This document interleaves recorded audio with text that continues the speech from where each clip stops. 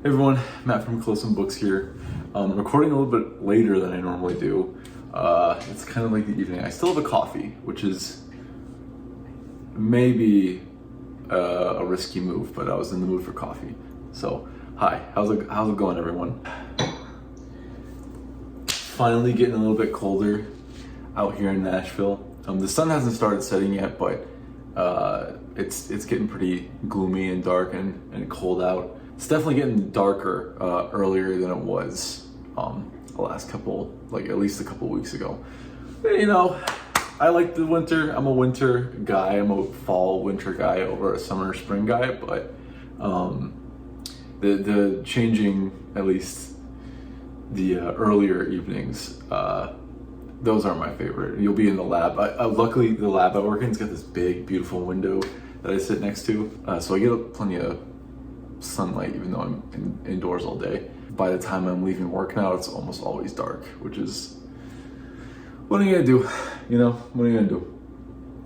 Part of being alive, part of being a human, dealing with the seasons. Okay, so let's get to business. I read a whole bunch of books these past couple of weeks, and I wanted to tell you about them, give you a quick survey of how I felt about them, if I recommend them or not. So this is not going to be an in-depth analysis video, but this will probably be like one of the larger book wrap-up or reading wrap-up videos I've ever done. I'm going to talk about 5 books today. This is a whole bunch, right? Like, for a slow reader like me, I'm happy with that. It's a lot of books. Not that it's a competition or anything, but, you know, reading 5 books. I think what it was like I finished the first book I'm going to talk about. I finished Infinite Jest, and because like I was with that book for so long, like it really primed me to get ready to read other books. So I was like reading voraciously these last couple of weeks, just because it was so exciting to read something new, read something different. So I read 5 books, and I'm gonna tell you about them. So the first one, like I mentioned, is I finally finished Infinite Jest. I finished this in like mid-November. I have a whole video on it if you want to check that out. I'll put the link wherever the link goes. I'm not quite sure. I loved it. I absolutely loved it. It's a book that, because I spent so much careful time with, day after day, reading it every single day, it became for me a very personal experience, very like intimate experience, and that I ended up just really loving. It's making it hard to make my top books of the year list, this book in particular, and you'll see why when eventually that video comes around. But I loved it. It's about being a human. This book is the best way I can say it, and I have a whole video on it, talking about it, kind of raving about it. That it actually did, for my channel, did really well, and I was pretty not that I'm doing this for metrics or anything, but it was cool to see that like one of my more just book analysis videos ended up doing well for my channel. Because usually it's like the list videos, which I love making. I think those are super fun to make. But just having like a regular book review, book analysis do well for my channel, I was really, I was proud of myself. I was happy about that. So yeah. Check that out if you want. Some things I didn't get to mention in that video that I kind of want to talk about now is that this book is very, like, it's depressing for sure, but it's also really, really hilarious. And the characters and the way they interact and talk to each other and think are all very, I think, purposely funny. Well, it's gotta be purposely funny, because, I don't know. Well, I did listen to an interview with him, with DFW, and he was like, I never try to purposely be funny, I just kind of write what I'm thinking, and I don't know what to think about that. But to me, at least seems intentional that these characters are very funny. Some of my favorite characters are, of course, Mario. How could you not love Mario? Pemulus was also a hilarious character. Lyle was very funny. I think Pemulus might be just like on a novelty level, I think Pemulus may have been my favorite character. But also another really interesting character was Avril. Avril was really, I think, a layered and, I don't know, a difficult character to decipher. Anyway, that's enough about Infinite Jest. I've talked about this and thought about this book too much the past couple months, so I'm going to move on from it, and let's talk about other books that I read. You hear like the sound it made when I dropped it on the floor? Well, my downstairs neighbors don't. get upset. After I finished Infinite Jest, I was really craving something maybe a little bit more I don't know if comfort zone is the right word. I was just really craving like a really beautiful, flowy lyrical prose. And so who else to turn to than the GOAT herself, Toni Morrison. So I read Sula. I'm sorry about the light. So I read Sula. This is part of like my project, my ongoing project of reading all of Toni Morrison's books. And yeah, I mean, I loved it. It was awesome. I mean, like, surprise, right? Toni Morrison wrote another banger. It's about two women, Sula and her friend Nell, them kind of growing up with each other and how they kind of go on to different paths in life. But really with Toni Morrison, it's always going to be a little bit more than that. With this book, a lot of it is about the community that they're both raised in. It is a primarily black community who lives on the top of a hill, but the name of this town on the top of the hill is The Bottom, which is just so, that's just so Toni Morrison. Like, the way this book is written is just so gorgeous. It is just, the way her prose is just unbelievable. It's like, it leaves me like, I mean, I'm a sucker for it, for sure. I'm a sucker for a more lyrical prose. That's why I love Morrison. That's why I love, that's why Something Wicked This Way Comes really, I really enjoyed it this year. But she in particular just scratches an itch in my brain that no other writer has been able to scratch, really. And I would like to read a little passage that just exemplifies it. It's really short, so, okay, here it is. Okay, so this is pretty early on in the book. And here's the passage. Shadrach rose and returned to the cot where he fell into the first sleep of his new life.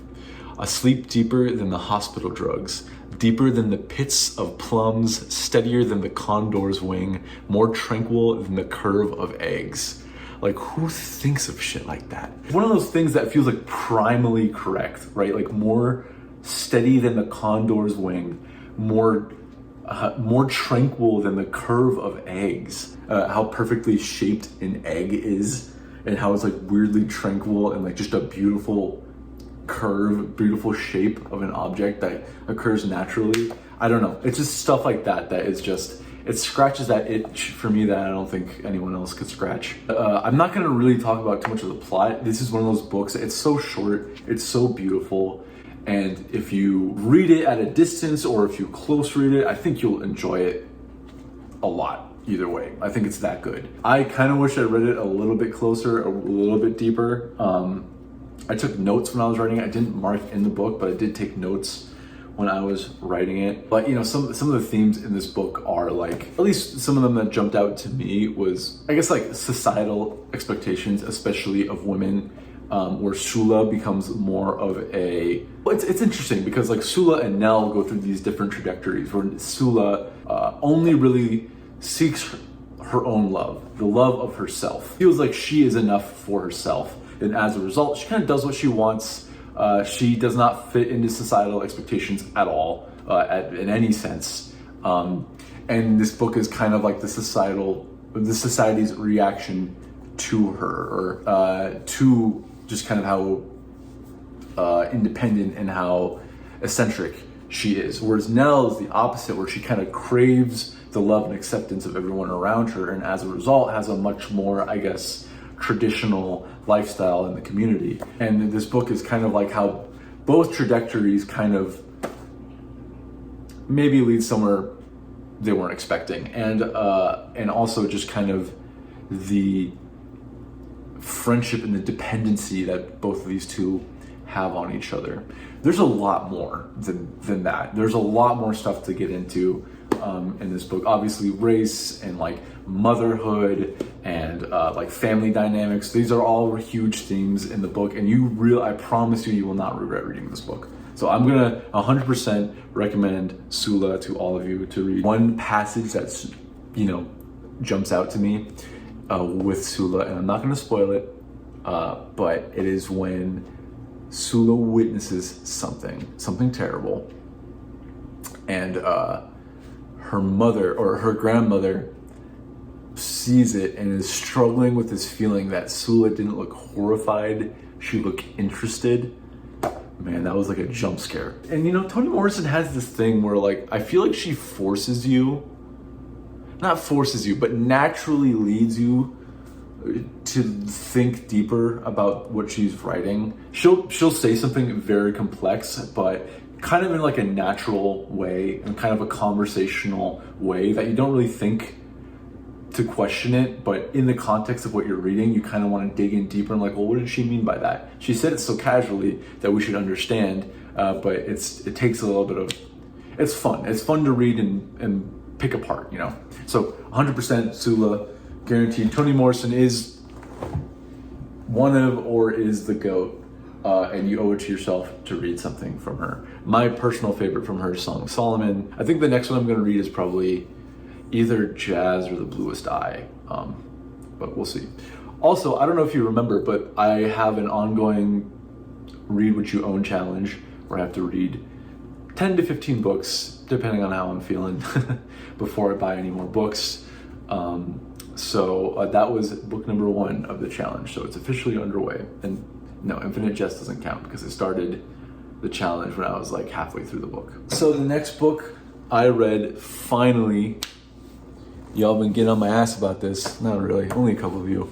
But I finally read some Pynchon. Long Island native Thomas Pynchon. I think he's like from Glen Cove or something, but represent.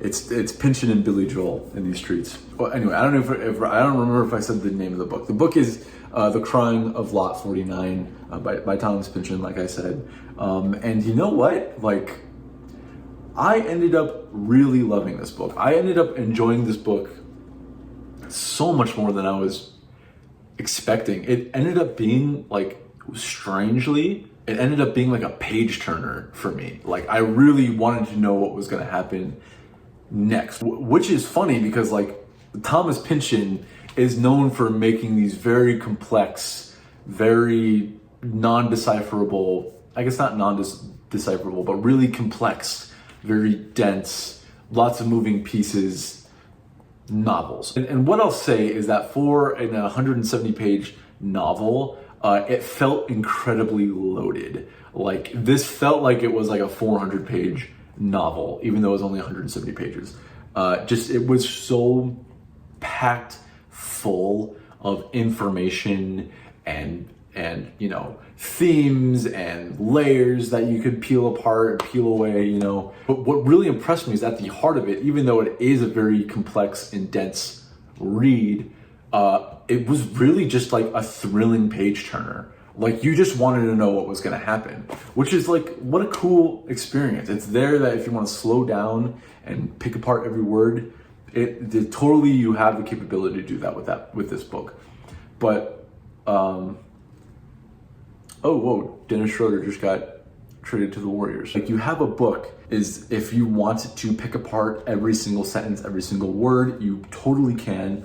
Or if you want to just speed through it and know what happens at the end, you can totally do that as well, and you'll get a fulfilling experience either way. So what this book is about, which I haven't talked about yet, is this housewife named Oedipa Maas, which, I mean, what a name, right? The names in this book are something else. There's a character named Genghis Cohen. Oedipa's husband is Mucho. His name is Mucho Maas. Dr. Hilarious.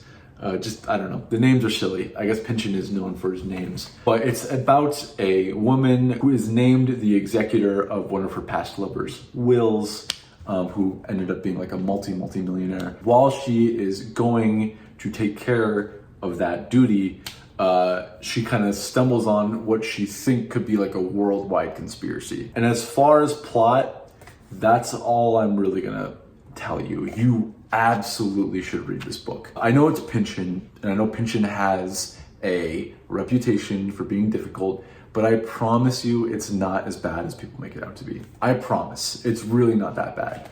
I mean, obviously there are gonna be passages in here that you read them and you're kind of like, well, what does that even mean? But I feel like, well, two things. Within usually a paragraph or two, it's straightened out, like it's clarified. So it's not that bad. And two, if you just take a little bit of time with it, like if you just kind of like think about the sentence structure, I really do think that 90% of people are going to be okay. And if you don't follow, that's totally fine. It takes some practice and There's like lit charts out there. Make sure you caught everything you thought you did. Make sure you're following along. There was one chapter where I did double check the lit charts. I just want to make sure that I wasn't misreading something. But anyway, it's about a woman who stumbles on a worldwide conspiracy, and it's kind of the journey of like, is this really conspiracy? Is this all in her head?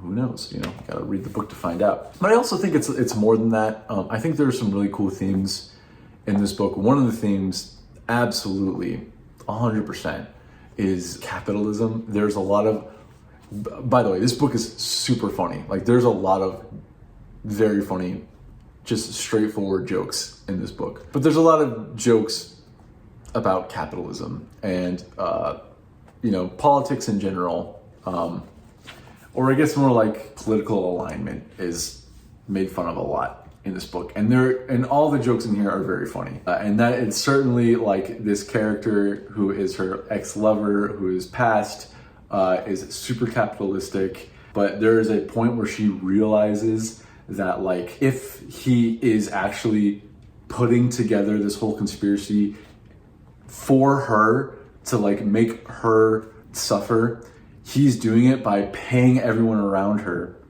everyone there, basically, and it kind of highlights this wealth disparity where she is. And she's like, if just one person is using all of his money to get what he wants and play people like pawns, then this is just like everywhere else in America. But I also think that this is really a story about a woman who like is trying to, one, find herself, and two, to kind of just like be a part of something more. Have a little bit more of a meaningful life, stumble onto something crazy, and to be part of this secret world that she is not sure is true. There's a really beautiful passage in here about that. She's kind of walking through the city late at night where she is questioning whether or not it's a real conspiracy. And she's like, should I jump into it? Should I go headfirst into it and become a part of this like crazy world that may or may not exist and potentially be an insane person? Or should I back away and walk away and just kind of go back to my normal life? I thought it was a really beautiful, really brilliant book. And I think you should totally read it, even if you don't think you are ready for like one of these crazy postmodern books. I think that this is enough of a thriller, enough of a page turner that you'll enjoy it either way. So Crying of Lot 49 by Thomas Pynchon, totally recommend. And this is also book 2 of my Read What You Own challenge. The next book I'm going to talk about, I started this book in like the early November, kind of took a break from it, and then kind of finished 95% of it like in a week or two. I read Pet Sematary by Stephen King. What do I say? I think that I'm just not a Stephen King guy. I think that's just what it comes down to. I did not love this book. See, it's tough with me. It's tough with Stephen King for me. This is the second Stephen King I've attempted to read. This is the first one I fully finished. I read about half of it and I DNF'd it. And my same problems with it are the same problems I have with this book, where it's just so,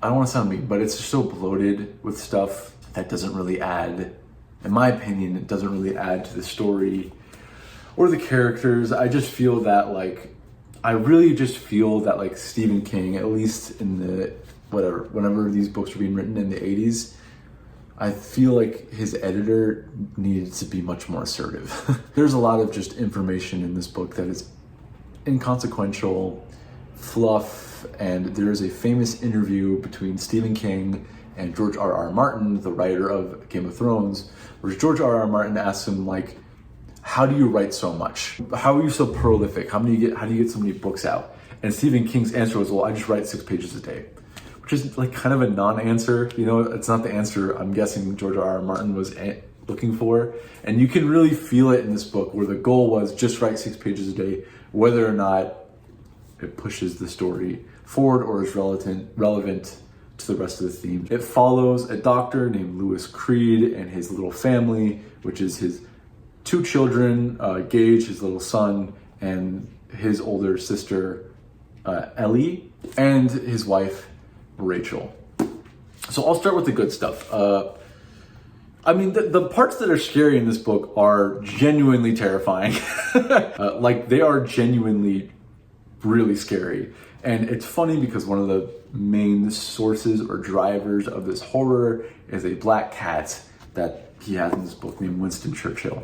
And you guys know I have a black cat, Coco. So when I was reading this book, I was like kind of like side-eyeing him, like, we good? We're good, right? The points in this book that are scary are very scary. Like, when he wants to build tension and fear in the reader, like, there's no question he's an absolute master of it. There are really, really tense moments in this book that, like, when I was reading it, I was like, holy shit, just like, please just like don't let it happen, or like, don't let this happen to these characters, you know? But that was, in this book at least, that's kind of few and far between.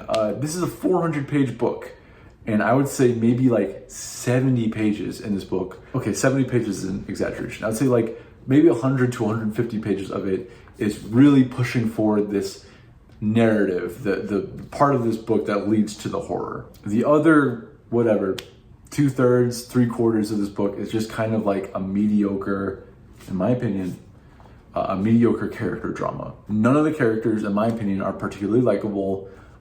They just kind of feel like empty shells that fit these like 80s gender stereotypes. I think there's a lot of like misogyny in this book, which, whatever, you can get annoyed at me for saying that, but like, just the way the women think and talk and are treated in this book, it just really rings of like boomerism. Oh, the man's gonna take care of it, make all the decisions, the woman's gonna get emotionally upset or involved about something. I don't know. That's how I saw it. And if you're annoyed by that, I apologize, but that's how I read it. There are also really like nauseating sex scenes in this book. I don't know.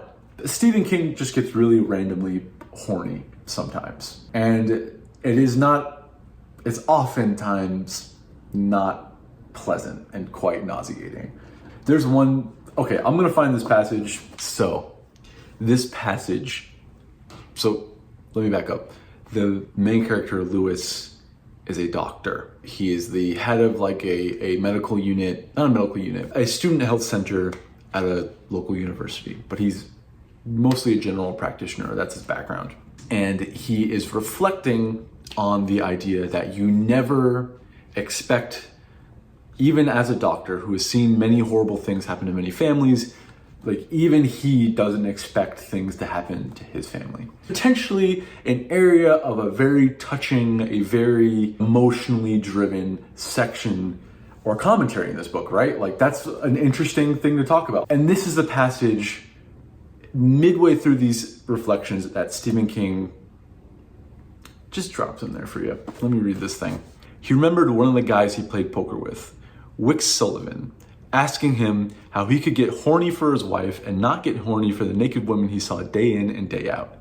Lewis had tried to explain to him that it wasn't the way people imagined in their fantasies, a woman coming in to get a pap smear or learn how to give herself a breast self-examination didn't suddenly drop a sheet and stand there like Venus on the half shell.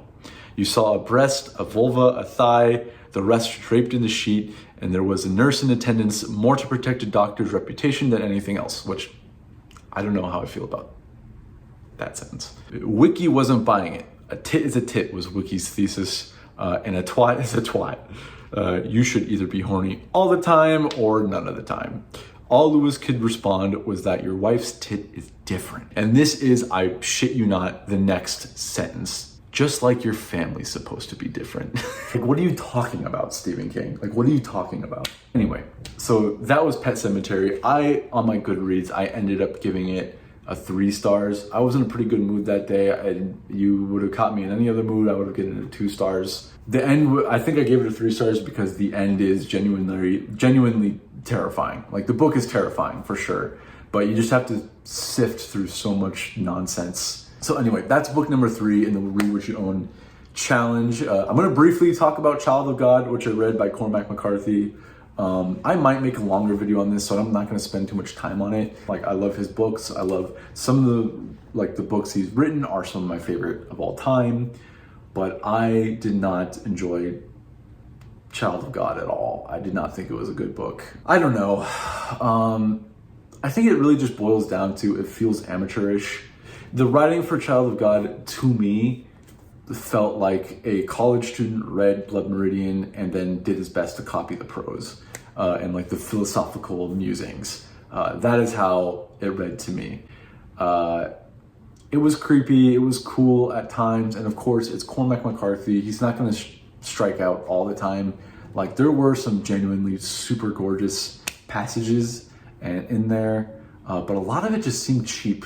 A lot of it just seemed forced, and I don't know. It wasn't great for me, and that's probably the most I'll talk about it. Okay, so here is one of the, like, it feels like he's trying so hard to a point where it just gets kind of silly. Basically, the main character wakes up in a room, he doesn't know where he is, and the main character's name, just for context, is Lester Ballard.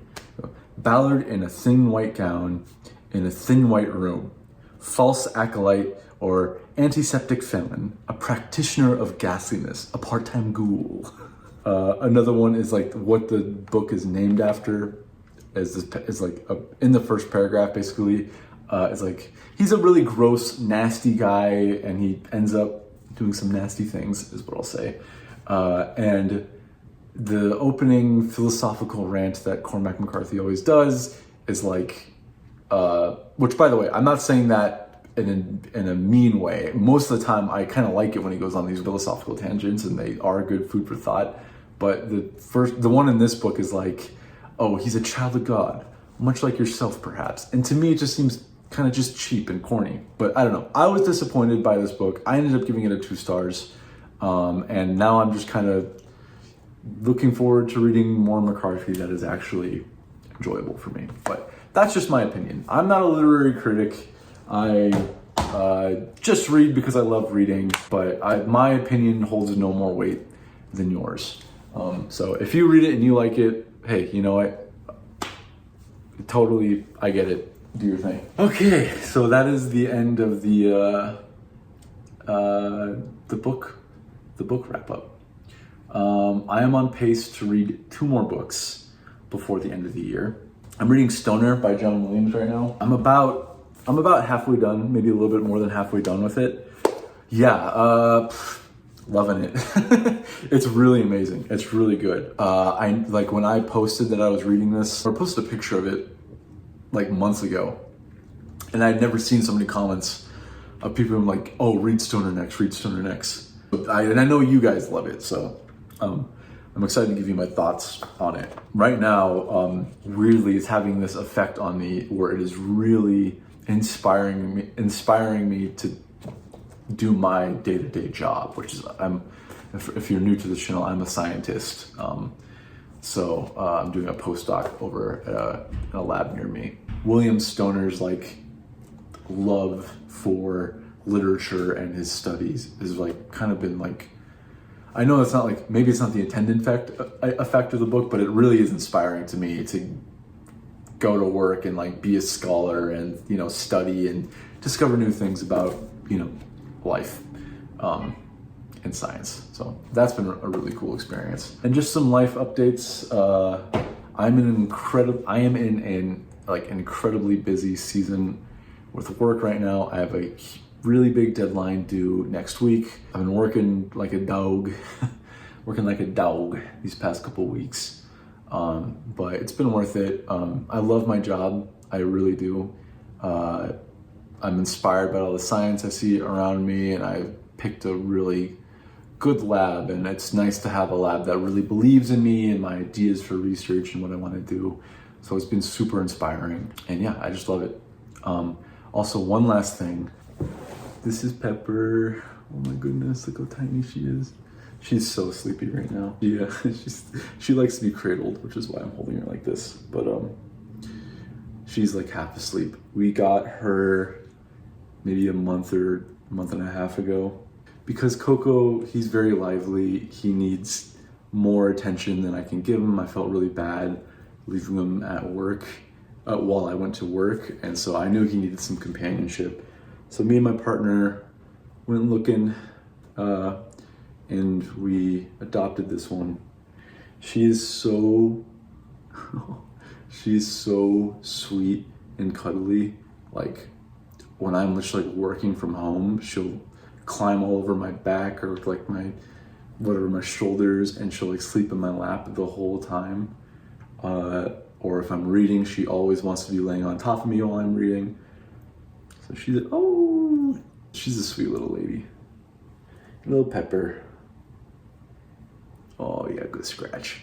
When we introduced her to Coco, we did the whole thing, like introduce them through the door, have them eat on opposite sides of the door, give them a few minutes a day with each other just so they get used to each other. And now they get along great, and they're best friends now, and they cuddle and they hang out all the time. She's just the best. So yeah, Coco and Pepper, my two kitties. Yes, there she is. Oh, so sleepy. Okay, that's all. I will see you guys in the next one. I'll see you guys in the next one, and have a good weekend. I'll talk to y'all soon.